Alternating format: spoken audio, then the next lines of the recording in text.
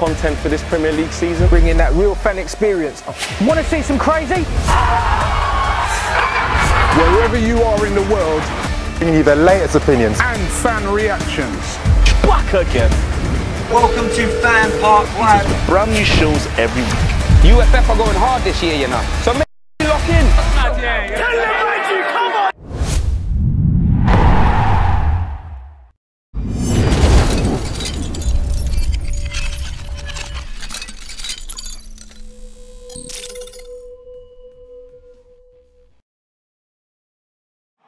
Real fan opinions brought to you by Wash and Go. Hello and welcome back to FanPark Live. I'm Terry Flewis from the Football Terrace. Chelsea with maybe the goal of the season from Eden Hazard.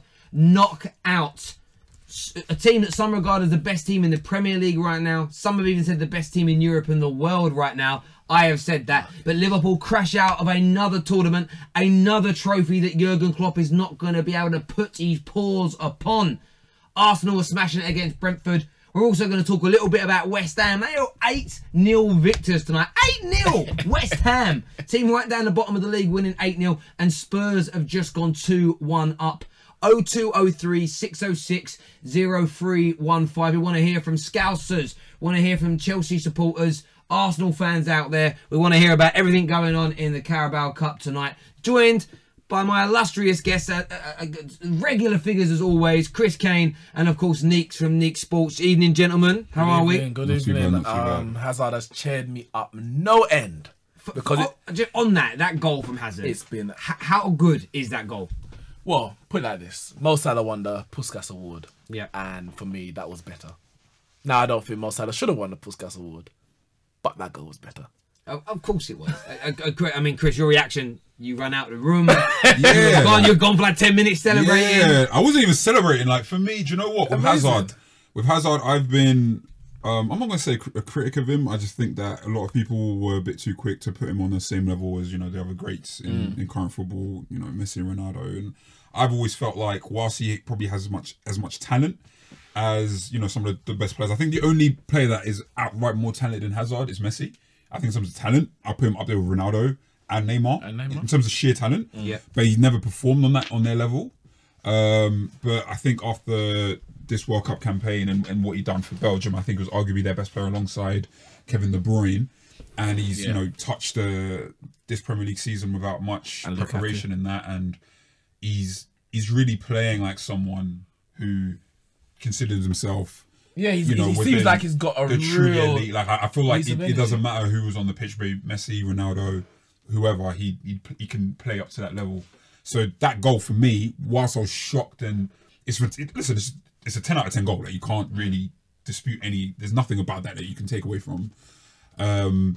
It's nice to see. I'm a fan of talent, and talent for me, I like to see perform at that level. Yeah, just phenomenal. It really is. And Hazard, you know, started the season off brilliantly. I think that's his 6th goal in 5 games, which is outrageous. Liverpool fans are saying the first goal was offside. Shut up, man. It wasn't offside. They checked it with VAR and it was still onside. So, can't myself that comment here actually says, lol, Chelsea got lucky, simple as. First goal wasn't even a free kick. And the only reason Hazard scored that goal was because we were playing Moreno. No, hang on. In fact, it was Naby Keita. Yep. It was Naby Keita that left him, that got stripped like Debbie Moore from Striptease, got ripped to shreds.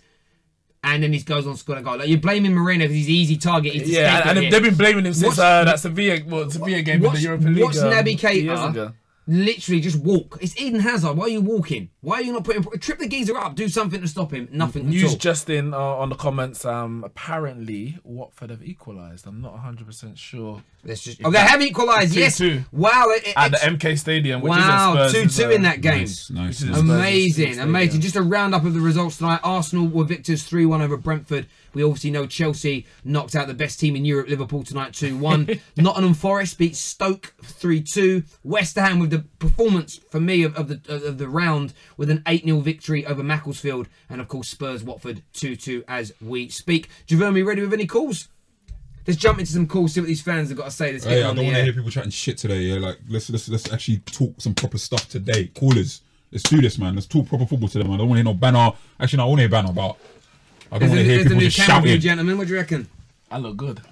Man, I need a trim. That's what I need, bro. I need a trim your right now. shadow looks like a sweat patch. Hazard, isn't it? I need a trim, bro. Hello, welcome to FanPark Live. What's your name? Yo, my name is John, man. Shout out to Chris Kane still. My guy John, what go on? I know, big things, man. Let's talk football, bro. This guy talks proper stuff still. Lovely, mate. What's on your mind, John? What do you want to say, brother? Basically, I'm not even going to lie to you. Yeah, they almost had us, the first half, and like we were slipping. Decision making was just not on point. We're giving foolish balls all over the place. Fabregas was cool initially, but all they showed, the guy tired and just started throwing loose passes. Holding the ball on the edge of the box. What's that about? You're a register man. You're basically the last line of defense. A lot of the time against high pressure teams, you can't be playing like that. A lot of the time, we showed that we were just moving the ball from side to side. We had no incisive quality to exploit gaps that we create by having possession. The fact that we didn't have incisive quality was actually got shown up by Hazard, because as soon as he came, we looked a bit more dangerous. Also, our hold-up play was just garbage, man. But John, you mentioned the first half. I felt Chelsea were the better side in the first half, first and foremost. Yeah, we had more possession. And Morata had 2 good chances. Yeah, but I mean, in terms of hold-up play, you understand, when you're playing this possession game, you got to at least be able to hold up the ball for 4 or 5 seconds, man. He can't even hold it up. A lot of the time, he's trying to dribble and lose his possession. Yeah, I agree with you there, John. I think when you look at Morata, he's just not, for me, he's just not a Chelsea player. I don't think he can cope with English football. I wouldn't even say he can't cope with English football. I just think that Chelsea isn't the right situation for him. That's not to say that Chelsea have not put him in a position. I think not all the time, but Chelsea have done enough in terms of setting up their team where it's like, listen, man, whether you want to play on the last shoulder of the defender or whether we need you to roam a little bit and hold up the ball where we need you to, they have, to an extent, they actually have played to his strengths. I just think that it's just not the right situation for whatever reason. That's not to say that he can't be at another club in England and succeed. I get your point. I was listening to Patrice Evra. He was on a Sky show the other day with James Corden, and he was talking about why he struggled in the Premier League. And he said, he had to become stronger. He said, you have to be powerful to play in this league. And when I look at Morata, I don't necessarily have an issue with his footballing ability. Yeah, he's skinny, but he's weak. He looks like a Shoreditch youth, man. He gets bullied. He gets legitimately bullied. And that's my issue why I don't think he can cope in the Premier League, because he just gets bullied off the ball too easy. Yeah. Look at the difference between him and Diego Costa. Diego Costa could at least get hold the ball strong enough that they would have to foul him to get him off the ball and give us set piece opportunities.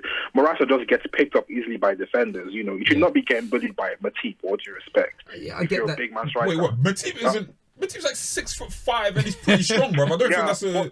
But Morata's 6'2". You get what I'm saying? No, listen. My thing is, I hear you. I think if there's one area of his game that we should be criticizing, I think the number one thing is finishing. Number one, his finishing is the number one thing that you have to criticize him for.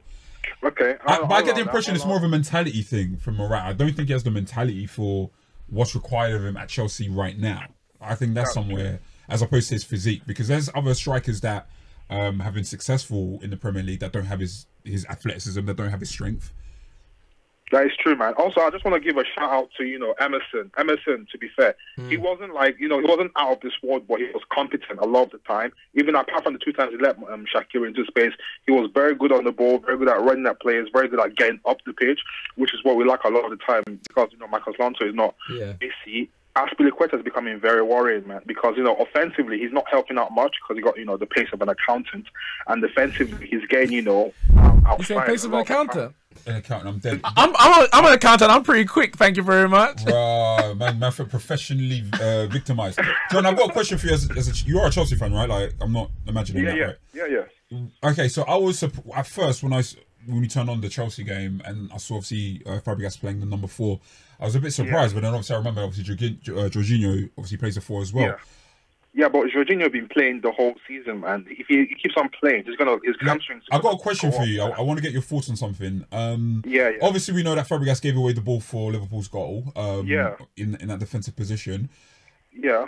What do you think of Sarri's decisions to play literal registas at the number 4 position, and obviously starting the game with essentially 3 attack-minded centre midfielders? Do you think that's going to bring success to Chelsea over the season? That was very dodgy, man. But you got to understand, he hasn't got enough defensive midfielders to cover, if you think about it, because Kante is the one that you consider is solidly defensively minded in the squad right now. I mean, if you play Drinkwater, you're not going to have the high tempo passing you're going to have, so you got to risk it and play that attacking, those attacking three midfielders, to be fair.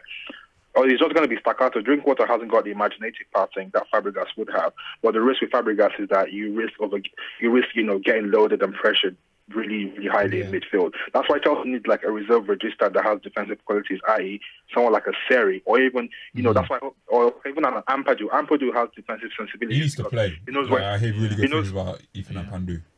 He knows when to push the ball forward, pass the ball forward, and he also can play centre back as well. That's why Ampadu is very crucial for Chelsea. John, final question for you: are you happy though that you've won? I know you've been quite critical of things tonight, but you're happy you've won, right? Of course.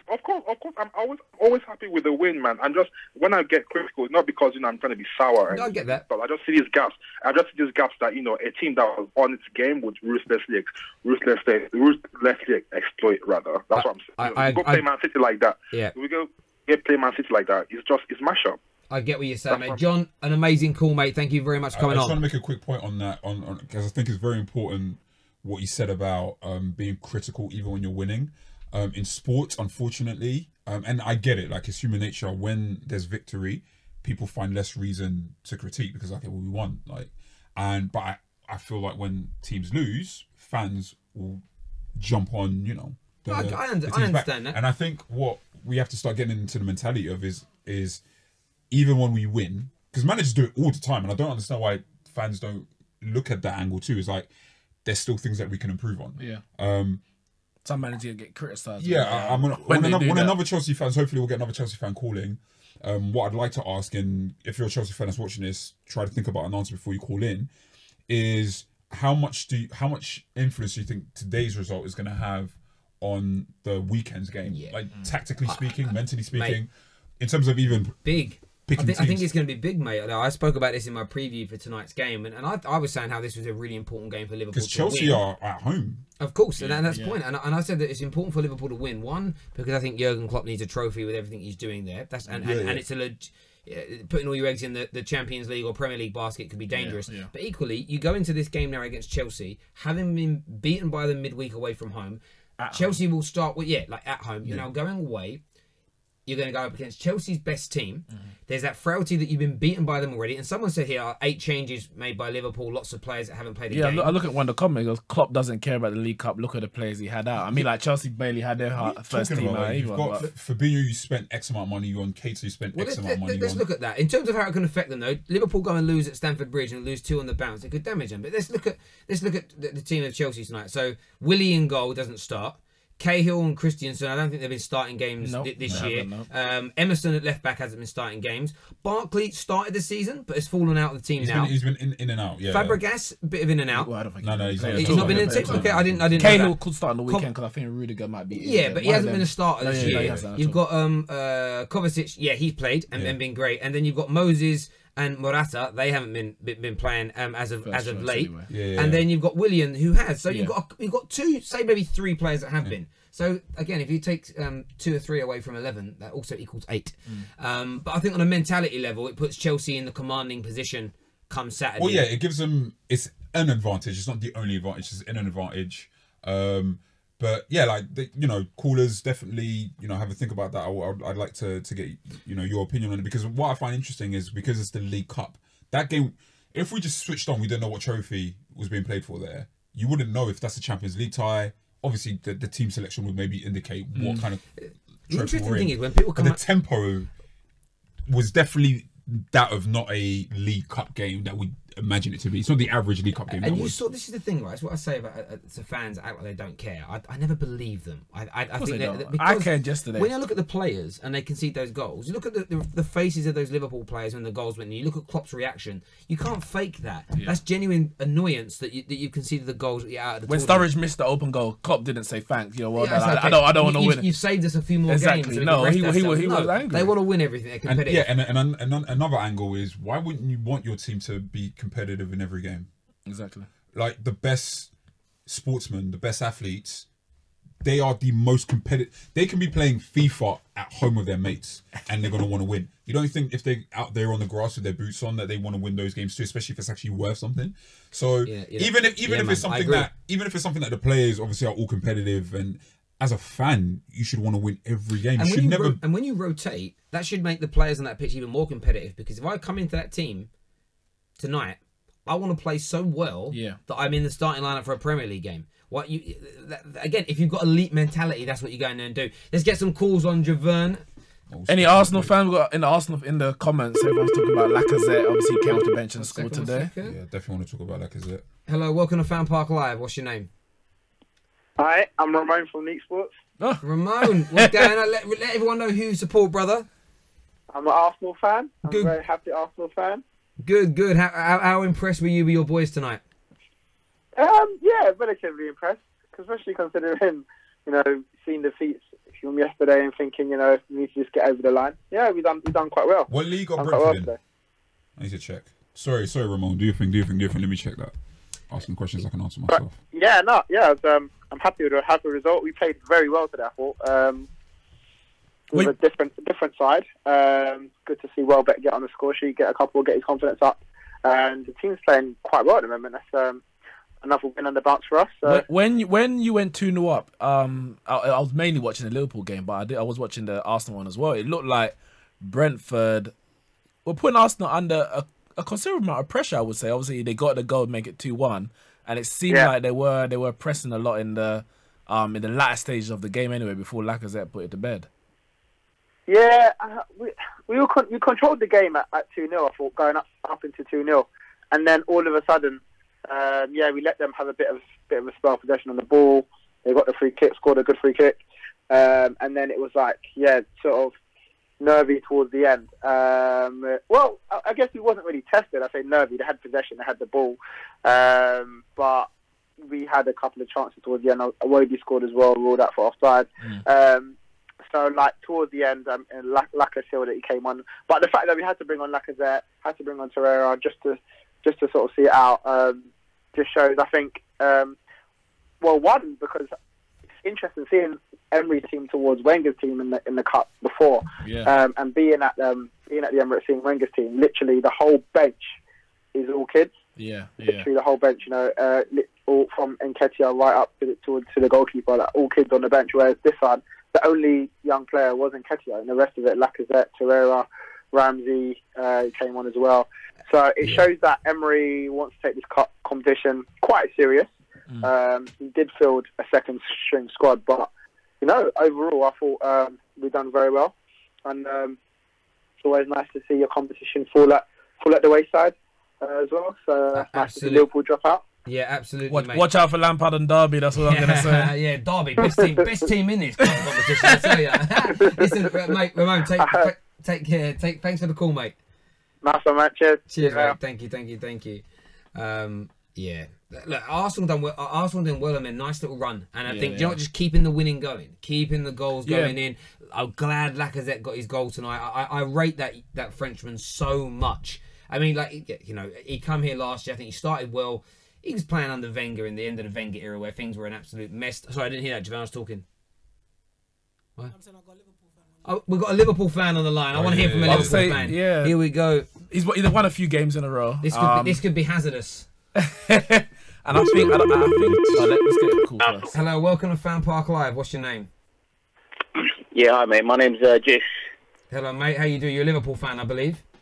Yeah, man. Liverpool all the way. Yeah, good. How disappointed are you that you've been knocked out of the tournament at home tonight by your rivals Chelsea?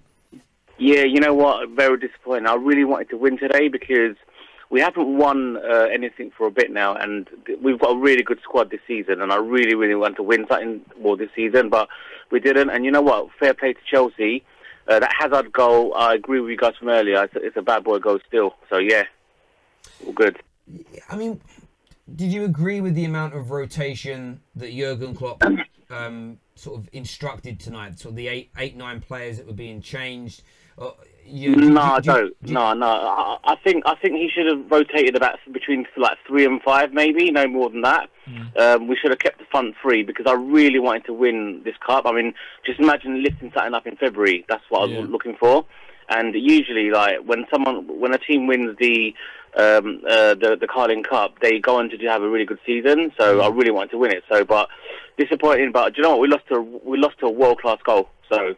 I think he's very correct. I know he's not the dog's bollocks at the moment, Jose Mourinho, but he's always stressed the importance of winning something early in the season, as early as possible.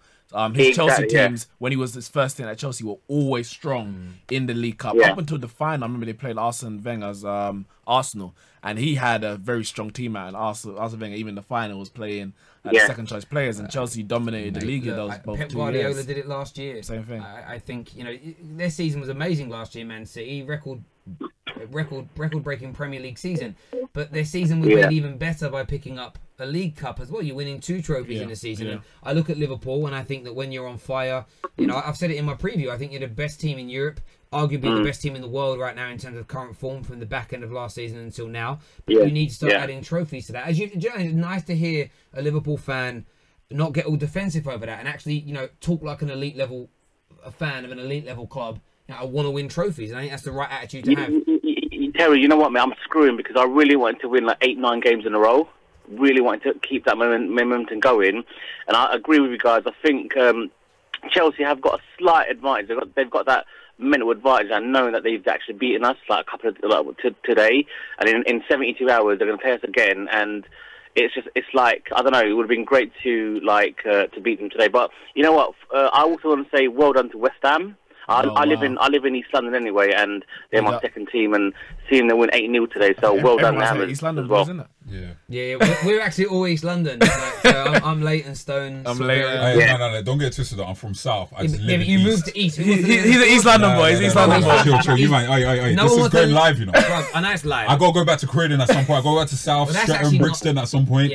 But not because you want to. For that river, bro. Oh my god. The smell's nice. Everything, bro. Are you? The smells nice. I don't know what kind of East. Maybe that's the Shoreditch East or something. Man, that pollution. Just because I'm white, I'm in Shoreditch. I'm East London Hackney boy. That's where I got one question quickly for the caller. I know we interrupted you talking about West Ham. They had a brilliant win, but just take it back a little. I'm looking at some of the comments on YouTube, and obviously everyone's going to be talking about Hazard, Salah, Hazard. For you, who's the better player? For me, it's not even it's a no-brainer for me. Don't insult me by even asking that question. For me, I'm a Liverpool supporter, and for me, I'll have to say Hazard edges it. Maybe I reckon Hazard will get about 35 goals this season at all competitions, and I reckon Salah will get about 27. That's very specific. But Salah got 44 last year. I reckon he'll get 27 this year. But I reckon Hazard will get about 35. But if Salah, how much goals did Salah get in all competitions last year? 44. 44. So if he gets 44, then 27.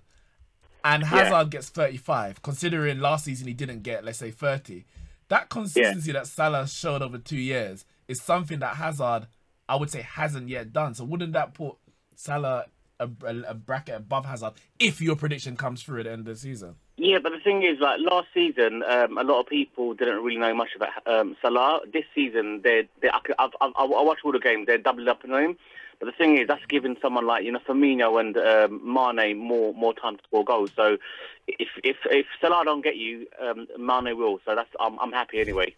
And I'm really happy that we haven't got Ings and Solanke anymore, and we replaced them with like Shaqiri and Sturridge. So I think we've got more quality. The level doesn't drop that much. Exactly. It's not always about developing people, making them better. Sometimes you literally have to go out and buy quality. That's the way. That's the way the elite boys do it.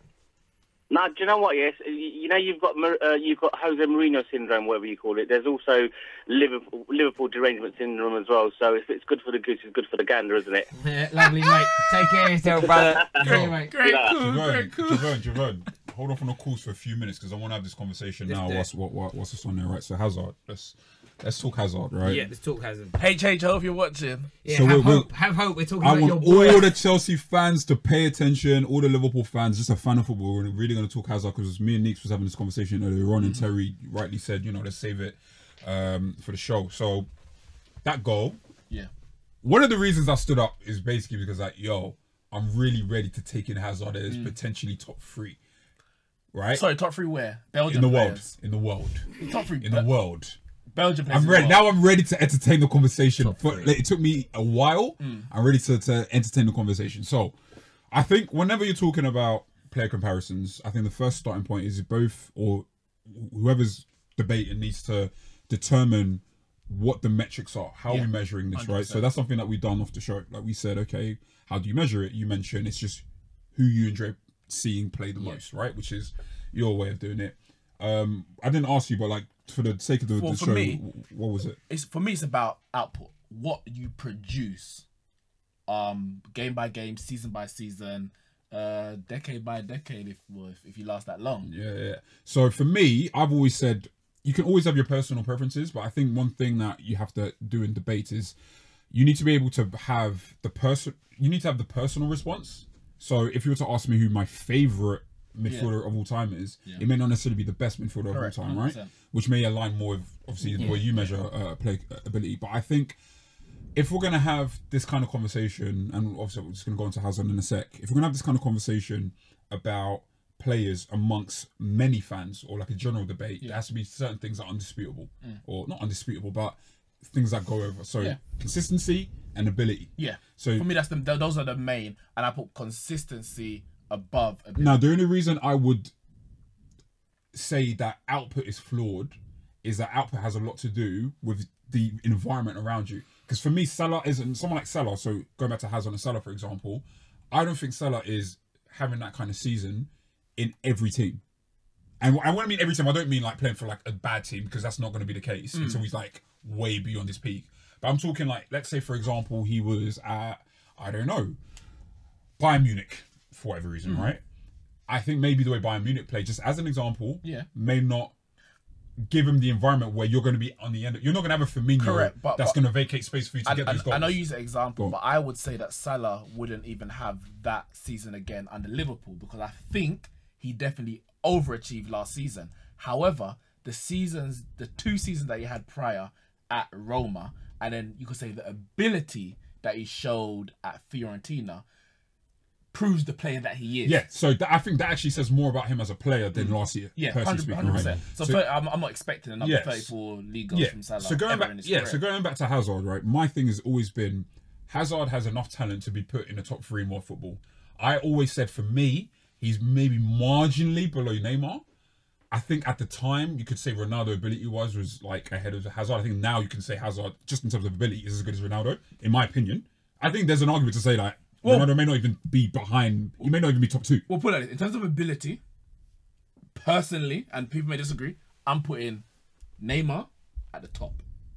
100. No, yeah. I know what you mean. I know what you mean. I know what you mean. I do know what you mean. I'm putting Messi second. I think that's a wild shit. Of course it is, but actually, I had to deep for a second. I had to put, and I understand putting Hazard above Ronaldo. However, the reason why output and consistency for me comes first, because I could never say that Hazard's a better player than Ronaldo, because Ronaldo over 10 years, over 3 years, over 2 years, over a year has proved that what he delivers on the pitch is what you pay your players for, far outweighs Hazard.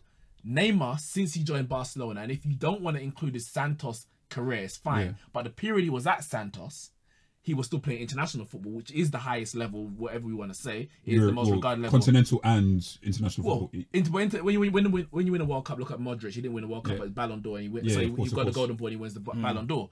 But Neymar's international record at the time when he was at Santos, for me, already put him among the elite players in the world. Sorry to interrupt you, I'm not gonna lie to you. They're roasting you in the That's fine. That's fine. 100% Chelsea. Of course they are. Right now, you're doing a madness.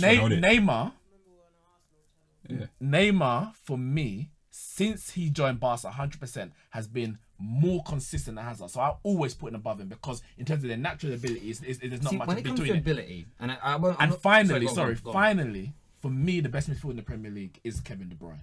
Now, Hazard will dribble past a guy more than De Bruyne will. He will score more goals than De Bruyne will, one being that he plays further forward. But De Bruyne one is more versatile. He can play in the central midfield, which Pep Guardiola taught us. He can play wide, which he did for Wolfsburg, and he's done for Belgium on a number of levels. And he can play behind the striker, which is also done for Belgium as well. I think when he was at Chelsea at first, he played there as well. And since Pep Guardiola has been here, for me, in terms of season by season, even if not game by game, but season by season, he has produced on a more consistent level than Hazard has. He may not have won the Player of the Year in the years, but Hazard's done that, and the season after he's dropped, and then he's come back again, and the season after dropped. And for me, until he can put together a season after season, I can't put him in my top 5. It's an interesting one. So the ability thing, I understand it, but the reason I don't use ability when I judge players overly is because from youth level right up to, and you've coached as well, so from youth level right up to established stars, ability only takes you so far. For me, I look at people that work hard. I look at people that have the right mentality on the football pitch. Things that aren't always equatable with sort of statistics, if that makes sense. It's something you can see it within them and the way that people talk about them, as an example. I put that kind of stuff in there. But I agree with the output side of things. And I don't just mean stats in terms of assists and goals. It's about dragging your team up, you being the guy that gets them over that white line. When Eden Hazard is playing like he is now, I also would put him in my top 3 in the world. No doubt about it. My issue with Hazard is that I find that he goes missing for periods of seasons or for long periods of times, and for me, but then that's, I think it's a different debate. If we're talking about someone with pure talent, of course he's up near the top. Yeah. So if you look at his entire career, what is he, like 27 now? You know, I probably wouldn't put in the last 10 years. I probably wouldn't even put him inside the top 15 players in terms of what he's delivered over that time on a consistent basis. Yeah. What he is, though, is one of the most exciting players in the world. If not right now, maybe the most exciting player. Yeah, I think that's definitely an argument. And I think Mbappe is up there as well. And I think that always, and that's why these debates to me become they're not redundant. They're worth having, but I don't overly get involved with debating people individually because I just think it becomes down to preference or your matrix. A bit like when who's world class. I mean, everyone has their own matrix, and there isn't a matrix that's been created. You have to go by. You know, and I think that's the issue. Some people go by stats only. Some people go with the naked eye. Some people actually use their brain and use both, which is a good way of doing it. Again, if you look at 2 players and they're both aesthetically pleasing, but one outputs double the other, but then you've got to look at the factors like you say, the team they're playing in, the coach that they've got. There are lots of factors. I think Hazard, the reason why I think the reason why I'm more willing to entertain the idea of him being in the top 3 and him being just considered genuine world class players, because I've always felt like the difference.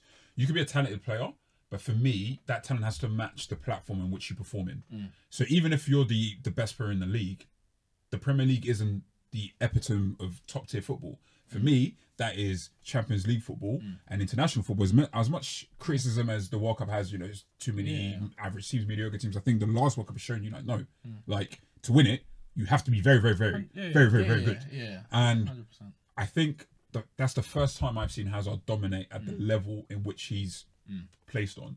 And then the way he started the season, he's deciding games as well. It's interesting when you say that, because again, like Lukaku's getting a lot of stick at the moment, but I thought he had a really good World Cup. He did. So it's one of the, but then you talk about environments again, and again, this is another one of the reasons why I want a certain man removed as being manager of Man United. It's not a hatred of him. It's I want to see how I just want to see how some of these players react to a different style, a different approach.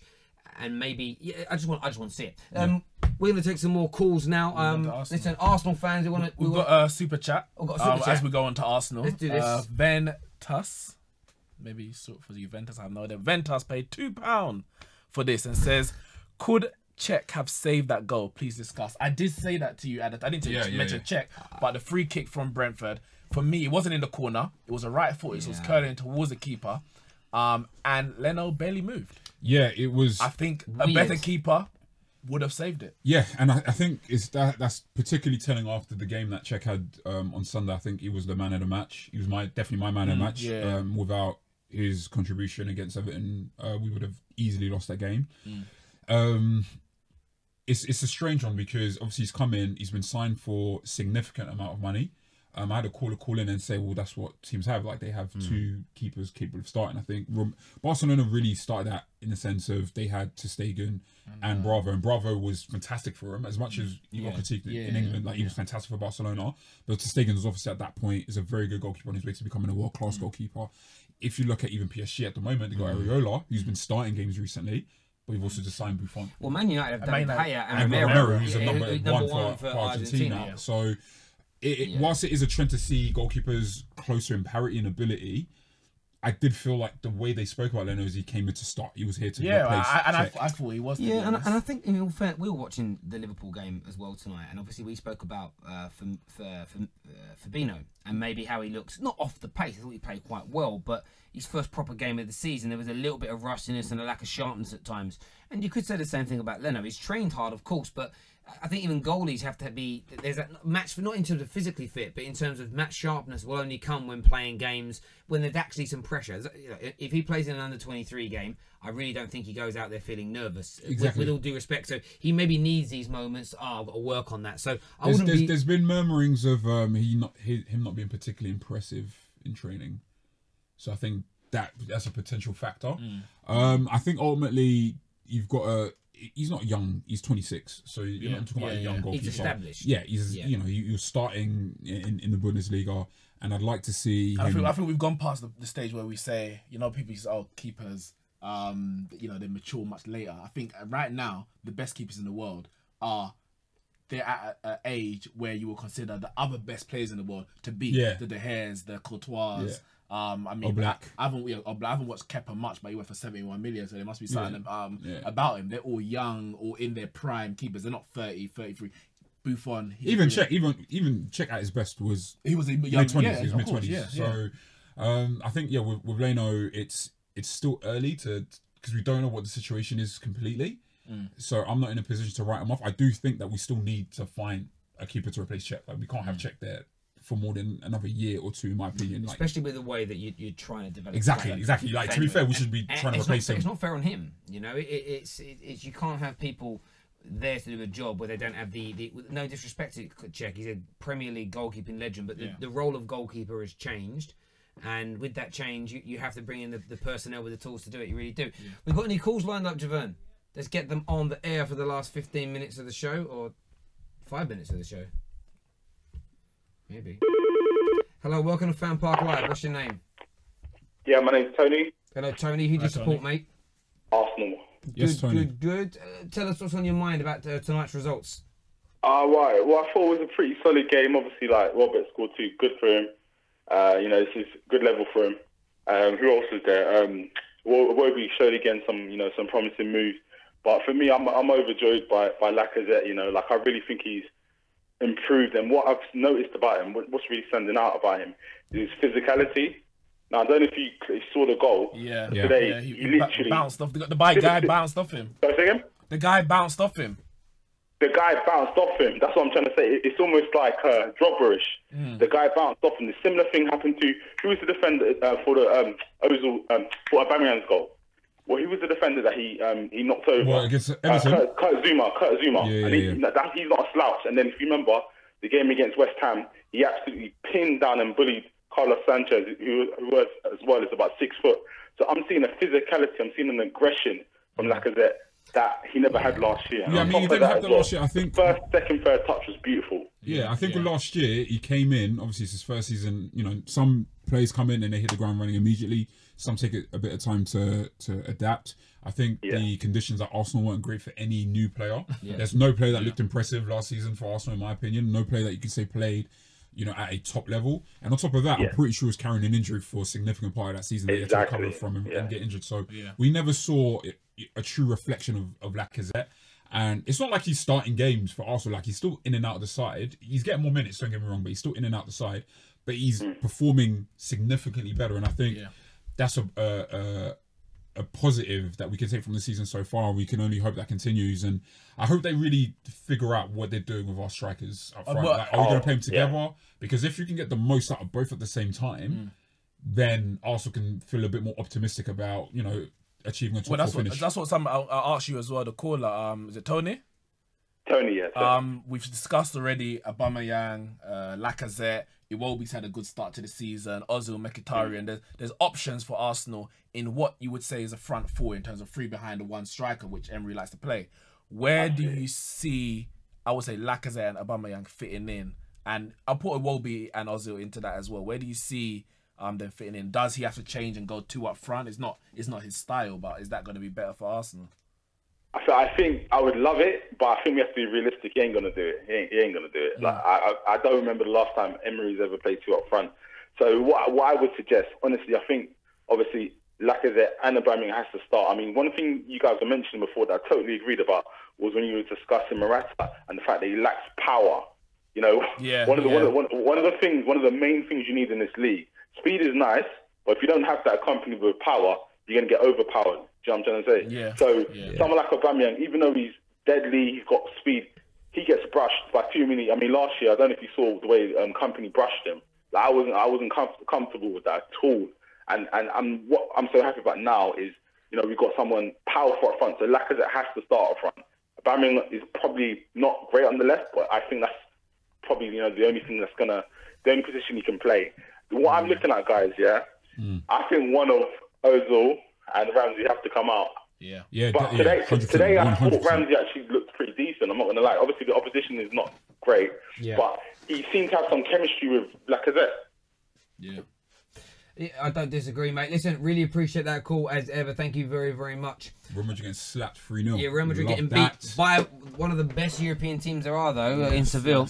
Yes, it's like Barca lost 2-1 earlier. Real Madrid said, "Hold my bear, hold my bear." To be fair, Barcelona lost in inferior side. Like Leganes started bottom of the table.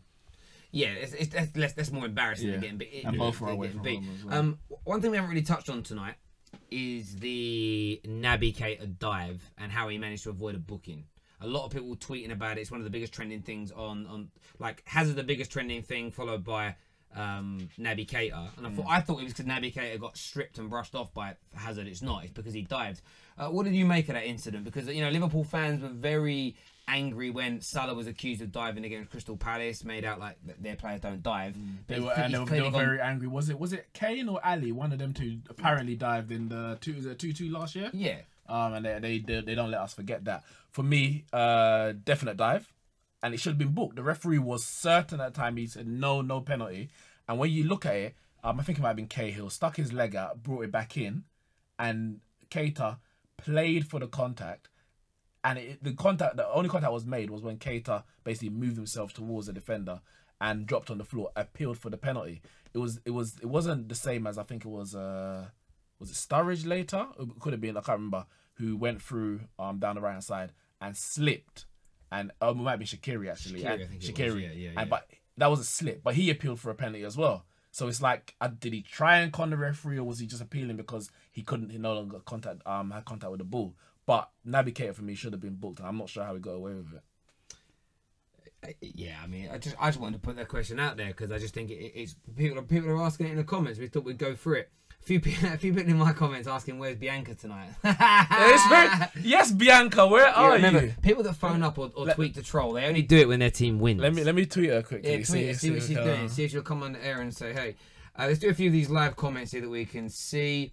This guy didn't, lol, this guy, Mohammed, who's a Liverpool fan, says, lol, this guy, I think he's talking about Unique, didn't watch the game.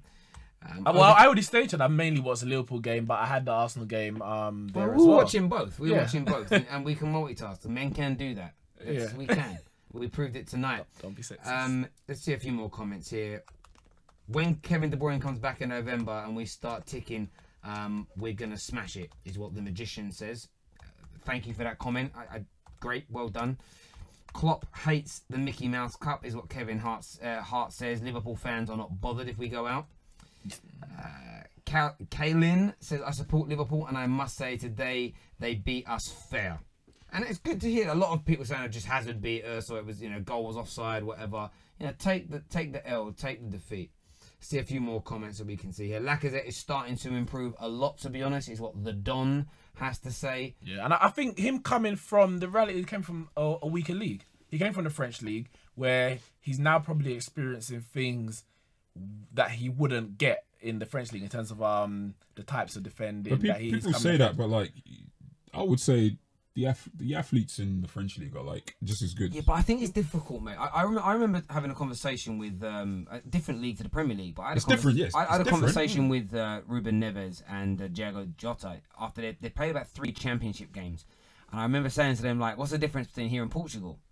And they said technically it's not, it's easier than obviously they were playing in Porto, but he goes, it feels like you get, the actual words were, you get assaulted on the football pitch here. Now, there isn't as much that goes on in the Premier League, but I think that type of physicality is very different, and the speed of it is there. Here. And I think it's interesting. You speak to a lot of players that struggle, and a big thing they talk about is like they feel overpowered by it because there is more of that. And it's why on a European level, and I even think on an international level for a while, England had loads of problems, and the English teams have had problems before. But I think sometimes, especially in the 90s, we struggled in European competitions because we tried to play with that same mentality. You can't, the tackle, you pulled up for more fouls. You know, I remember watching Peter Crouch play a lot of football, and he was always pulled up on international duty for like the way he jumped up and leaned on people. Where in the Premier League, he got away with it every week. And I think there are those subtle differences that I think we're getting better at with the English game. But some players, they do find time to adapt. And again, I go back to Patrice Evra. Evra said the hardest thing he had to deal with in England was the fact that there was like 12:30 and 1:30 kickoffs. And then for breakfast, he was having to eat dinner. And he said it made him feel sick because in France, he wasn't ever having to do that. So even the time of day you kick off and the difference in diets and food, all those things, I think, play a part. And when you move countries, like, let's not forget, like, I've moved country. It's really hard. I've lived in, it was even easier for me. I moved to a foreign country that spoke English, and even then it was like, I miss home. Like, it's difficult, and I think people don't always. It's different to when you go away to uni and it's like an hour drive away. You just come home if you come back to. on the weekend, get your food, get your clothes washed, and people think these footballers, because they're millionaires, it's easy. Like, having worked in football, it's not. Some of them, like, again, a lot of them come and they might spend the first 6 months in a hotel until they find a home. There's loads of things that are playing. Plus, for Lacazette, as you say, he was playing under Wenger, and that was toxic last year. Kane, I've got a question for you, and there's a few comments in the on the YouTube. It says Arsenal are shaky but are getting results. That's a good sign. And I think I've seen another one as well. Yeah, Ramon, I was going to ask him, but obviously we have to move on because he said Arsenal are playing well. And I don't think Arsenal are playing that well. I wouldn't say, Everton game, for example. I wouldn't say easily have been. I wouldn't say we're playing well. If I'm being completely honest with you, do you see much difference right now between? I see. The goalkeepers having to pass out. Do you see much difference in your play? I see a difference. I see a difference. Because Wenger's banned, so I'll just say Arsene. Yeah, it's more of it's more of. No, I think it's okay to talk about him within context, right? But we're not even talking about him. We're talking about Emery and what he's done at Arsenal so far. I see a difference, but I can't say I see much of an improvement now. It's an improvement on last year, but last year was a woeful season for Arsenal. But if you were to compare it to maybe even the year prior to where we started off pretty well, this is when Xhaka come in and he's playing with Santi, and then we had Ozil playing behind Sanchez, and then we had who was playing on the left side. It would be on the left, Walker on the right. Like, I think that was the last time Arsenal looked impressive, and even that was for a short period. We look different. It's still very early. It's the ideas. I think a lot of it was also just the quality of players available. I think playing at the back will be much more effective with a different goalkeeper, with two superior centre backs. I don't think Socrates and Mustafi should be playing together. Neither should. He hasn't got much choice because Koscielny's obviously injured. Yeah, so they shouldn't. Not only shouldn't they be playing together, ideally neither of them should be starting either. Right? Oh, wow. I think I've been more impressed with Liechtenstein at right back than Bellerin, but I think Liechtenstein's just a more accomplished right back anyway. Yeah. We still need to figure out what our best centre midfielder is. When we have the show on Sunday, Torreira for me should start. Yeah, Torreira starts. Yeah, and I think he will starting. Yeah. I think he will be starting as one of our centre midfielders. But I also think we should really consider starting him with Guendouzi. I think there's a shout to. It seems like he does like Xhaka. And I don't see how long it lasts. Yeah. So I don't think we figure out what our right midfield, what our right defence is. I still, going back to our conversation about Aubameyang and Lacazette, we still haven't figured that out. So there's a lot to figure out. So I'm just being very, very patient this year. And that's what needs to happen. It's such a real building job. Question here I've got for you, Nix. He's my brother. I can't believe someone wrote this. Do you think Zidane could make Phil Jones as good as Sergio Ramos? Well, first thing I'll say about Phil Jones is that Toby Alderweireld would have scored that penalty, so we should have shined him in the summer. Yeah. But no, that's the bottom line. Yeah. Phil Jones is no more than a backup defender at Manchester United. For me, if our two second choice defenders were Smalling and Jones, that doesn't mean Bailly and Lindelof should be first choice. But if they were our second choice, that would be cool. But neither of them, should I say, are Premier League winning defenders. No, they're not. Well, I mean, Wes Morgan is so. I mean, yeah. Do you know what I mean? And I hear you. But yeah, that's exceptional circumstances. But I think, yeah, like, it's funny that you guys. And I don't know who asked that but question the thing because is- they were clearly trolling. Yeah. Ramos would have scored that penalty as well. He's a very good. He's Real Madrid's penalty taker. Yeah. But Him and it's Benzema. interesting that that guy brings up Phil Jones because it goes back to what I think about Mustafi and Socrates. I think they could be in a Premier League winning squad, Yeah. but if you literally thought If you're relying on I'm them, trying to you win a really got title, so I'm problems. going to sign Phil Jones or Shokran Mustafi. At one point, Phil Jones was talked about at the next John Terry when John Terry, they talked about him being Duncan Edwards when he first broke through. Well, Bruv. but this is the thing with potential, isn't it? You said about ability. He had the ability and the potential to go in and do that, but it's where you run with it and then the progression that comes over. That's why you and he did have a lot of always get injuries these when he kids first that came, break onto the scene at 17, 18. And it's not until you sometimes get the news articles I do read, it's where it's like, where are they now? Yeah. And you read, they sometimes put an article about the player from 10 years ago and then where they're at now, and you think, wow, it really didn't work out for you. And some of them like, legit got opportunities. It just Hold doesn't. on. Sorry to break. Guys are getting onto me for shouting on with Socrates.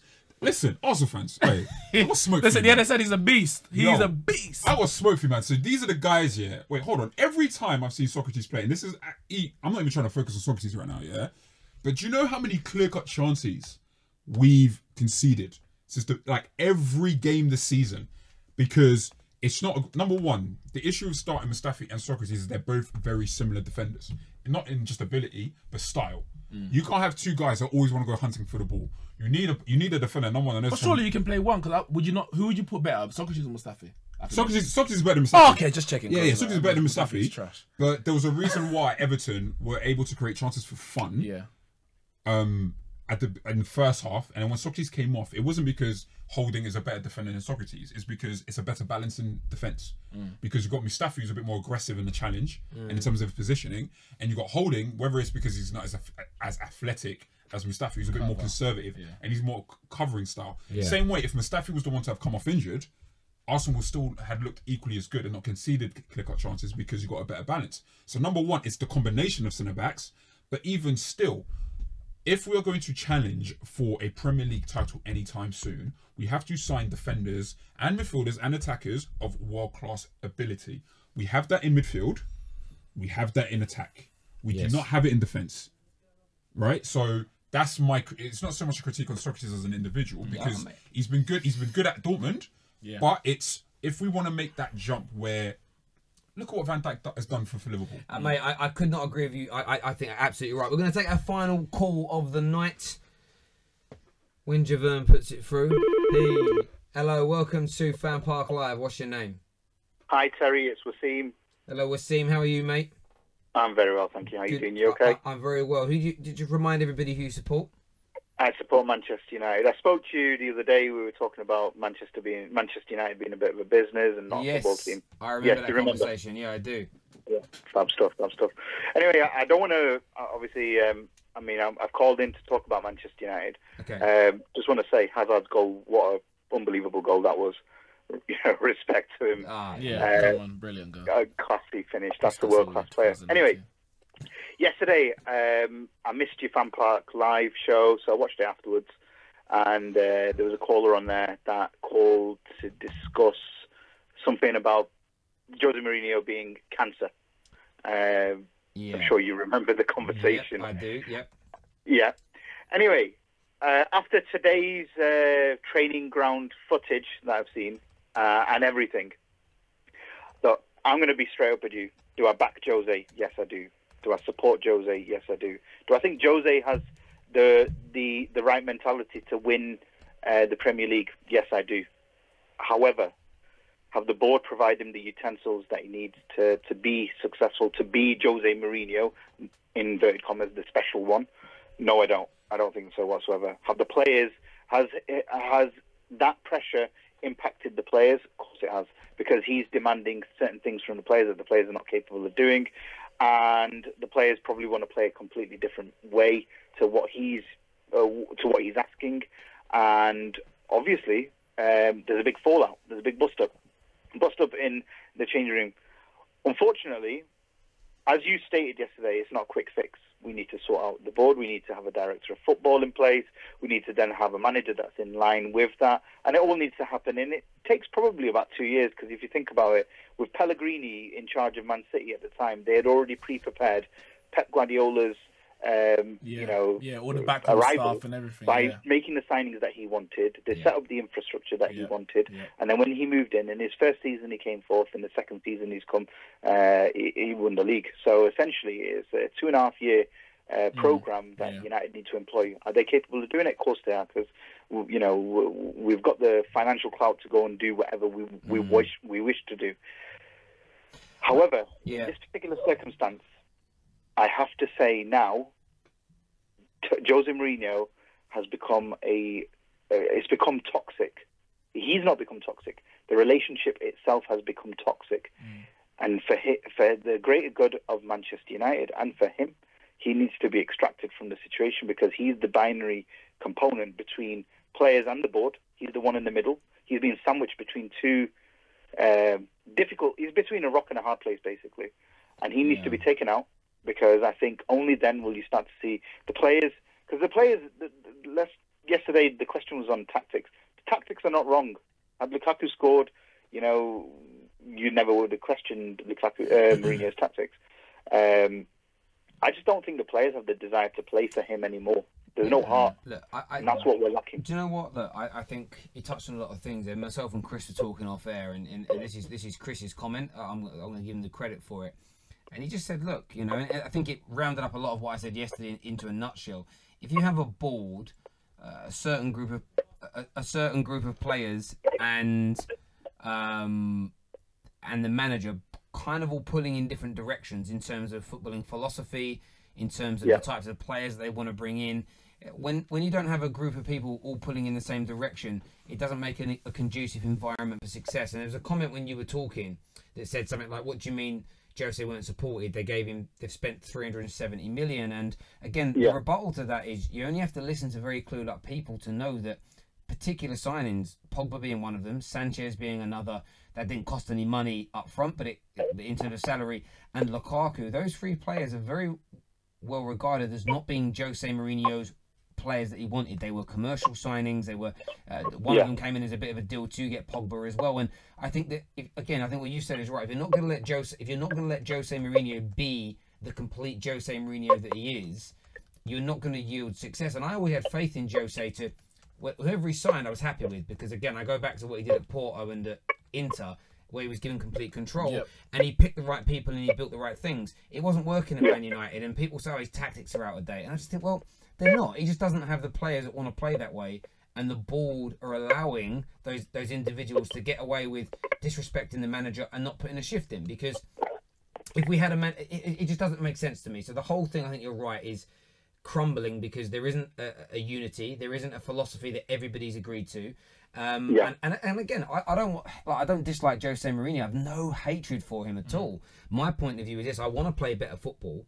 I want to keep the players on side, and I just think what they need to do is start again, as you've said. And my analogy is this, right? If in 2 years' time you've got these cracks in the wall in your house and you plaster them over, and 2 years later those cracks come back in the same place but they're even bigger, and you plaster over them again, and in another 2 years they're back in the same place but even bigger again, there comes a stage where you realise actually we've got to go behind the wall and find out what's creating these cracks, because you can keep just plastering them over with a new manager, but it isn't going to fix the problem. And I think that let me give it. I know it's another analogy, and I think this is one of the best I've heard. If you've got a pain, let's say in your head that you got a headache, and you keep taking painkillers, it soothes the pain for a while, but then the pain's going to come back, because if that pain is a tumour, unless you get rid of that tumour, papering over the cracks, taking a painkiller to resolve the problem in the interim doesn't get rid of the problem. And I think at the moment you could say there's a tumour running through Manchester United, whether it be from the board or wherever your analysis might take you, that unless you deal with the problem, it's going to keep creeping up, and it's going to become fatal. I completely agree with everything that you're saying there. But what I don't agree with, and I tell you, this is as a United fan, I don't agree, and I don't agree with it with any football club. And I didn't agree with Arsenal when they were shouting Wenger out. I don't agree with people shouting Jose out. I don't agree with people hurling abuse at Pogba. I just don't agree with abuse, full stop, because I think we as educated individuals should be able to rise above it, understand that there is obviously, different factions amongst the clubs, all these clubs, where, they're not aligned with the board or the players or the manager, and, everyone's got their own little wavelength going on. And we should understand that, take a step back and just still support the club regardless, because it's the support of the club that will make the club grow and become bigger than what it actually is. And this is what United are based on. We're based on support. So support your players, support the manager, irrespective of whether you agree with what they're doing, because Mourinho will want to do his best. He's not going to join Manchester United to fail, is he? Pogba's not joined Manchester United to not win trophies. They've all joined to do the same thing. The goal is the same. They're just going about it in different ways. And because they're going about it in different ways, it's causing conflict. And that conflict is then becoming issues that the media are pouncing upon. And the three culprits, Pogba, Mourinho and Ed Woodward. They're the three people that are probably named in the newspapers more than anyone over the past 3 months. No, mate, I agree with you. And for me, the reason I don't want Jose there anymore is because, again, I want the football to be better. And if you're gonna make an overhaul, you might as well bring in a manager that's going to play a more attractive style of football. Because I think we had this discussion off air, and I think if Man United go away and I'd love that. Okay, I know we want to win major trophies, but if we go away and the new ethos is right, we want to become the greatest footballing side in the world. I think if Man United with our power start playing some of the best football on the planet, we're going to win trophies doing that anyway. Listen, really appreciate that call, mate. Thank you very much.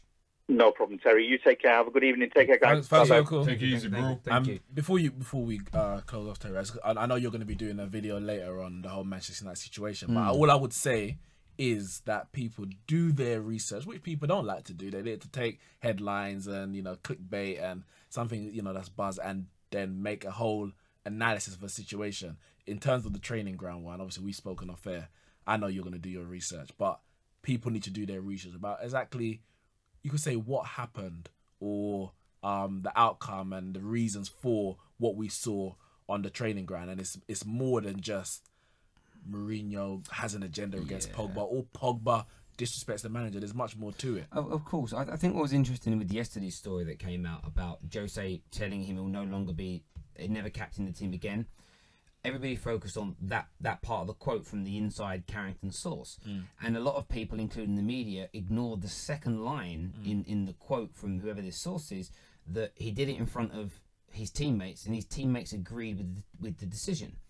And again, it doesn't mean that these people hate Paul Pogba. Some of them are his close friends, but I do think there is a toxic atmosphere in that dressing room, and something needs to be done. But as you say, people don't do their research. They find the information that suits their agenda. Like I said to you earlier, we looked into you looked into the Jose thing and told me, and although it's not as sinister as people make out the training ground bust up today. Equally, I said, well, yeah, Jose should have had his facts straight before he does what he did. And again, I'm someone who defends Jose, but I will say he got it wrong in that environment. I don't think enough people would do that. If they dislike Jose, it's always his fault. If they dislike Pogba, it's always his fault. And I think that the fans, the polarization of the fans is terrible. But that's because too many of them read newspapers. It really is. And my final point would be that Bianca. Stop making points. Bianca did not get back to us, and she has not followed the fans' call for her to call in today.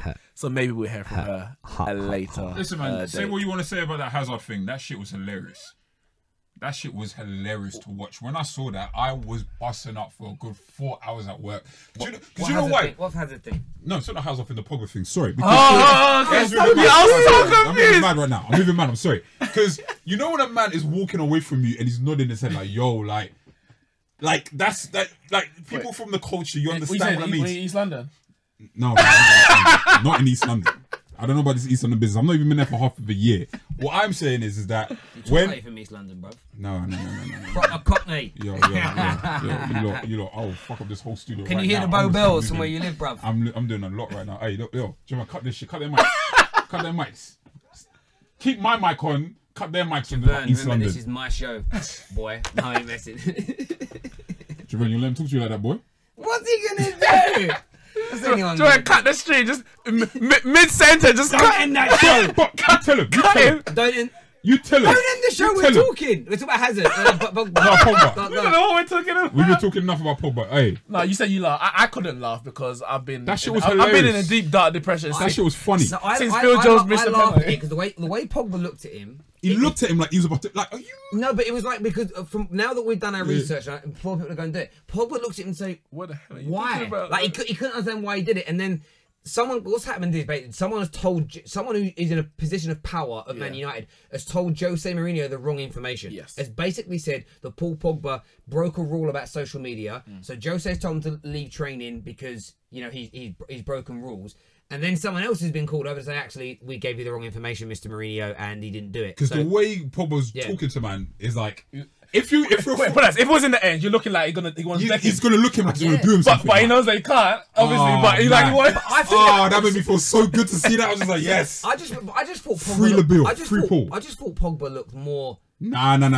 See, that's than anything. That's why you need to come to South London so you'll be able to read the signs properly. No. If a man talks, listen. You know what I'm saying? Let's say me and you have a conversation. You say something to me I don't like, and I'm like, you know what? I'm not even trying to get into madness, innit? But I'm talking shit and I'm nodding my head like I'm doing this. That means that the moment I could do a madness, I'm going to do a madness.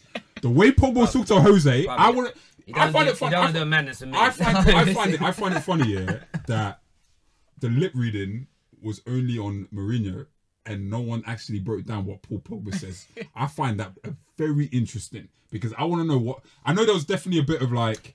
Yeah, like what are you talking about? But he definitely said something to him like, I didn't think Jose keep talking shit. Because he's an old man and smaller. Jose didn't look scared. No. It's not about Jose was very. It's not about scared. No. It's not about like I'm gonna do something. It was more like, yo, keep talking. Like this is like it's gonna be player coach. I'll be very different. Keep talking. I'll be gone in January anyway. Yo, yeah. That's how he was talking, bro. That's how he was talking. Keep joking. I'll take you Croydon. That's what he was thinking. There we go. Nothing wrong with Croydon. Pogba can come corners still. Yeah, he prefers London. Mr. Star DJ. These are definitely road man. Boy, maybe talk about Terry. If you come to Leighton and do I look like a road man in my boy £300? It's only £300 suit. It's not even expensive. Is it £3,000 suit? Wow, 300. It's a cheap suit. Javon, I thought you were gonna boss up, bro. Yeah. Javon ain't gonna do nothing. Bro, I'm gonna Conor McGregor. He'll do nothing. He'll do nothing. Do nothing. This guy, bro. He'll just shit on a bus. Nothing, bro. You know what he said? Yeah, the way Conor McGregor handled Khabib, I thought it was Diaz. No, it's Khabib. When he said you do nothing. No. But he literally. Don't put bass on your voice now, bro. Don't put bass on your voice. That's the deepest I've ever heard your voice. Javon's voice was so deep, I thought his wife had turned up. That's what I thought happened. Javon, you gotta cut him. Yo, he's got Tim's on, you know. Hey, watch out, bro. A man got Tim's on and he's not in New York. He bought him Tim's in Mothercare. All I'm gonna say is, if you do not see Terry on the next show, it means Javon's finished. Javon's giving me that Pogba look. I'm getting a Pogba look. I'm dead. Take care, good night, God bless everyone. See you later. Bye-bye. I'm dead. That was jokes. Fuck. Real fan opinions brought to you by Wash and Go.